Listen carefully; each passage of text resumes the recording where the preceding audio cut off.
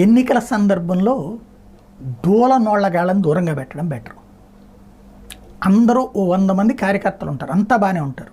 ఒక ఇద్దరో ముగ్గురు వాళ్ళల్లో సెలబ్రిటీ ఇమేజ్ కోసమని నోటికొచ్చిన కూతలకు వస్తూ ఉంటారు, అవతల వాళ్ళని రెచ్చగొడతారు.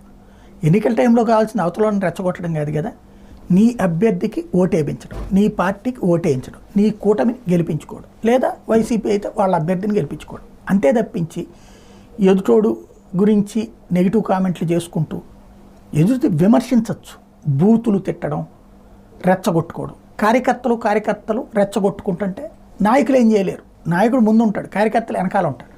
వీళ్ళు ఒకళ్ళనొకళ్ళు దూషించుకోవడం, ఆ పైన దూషణ కాస్త మద్యం మత్తులో కొట్టేసుకోవడం, చివరికి తలకాయలు పగలగొట్టుకోవడం.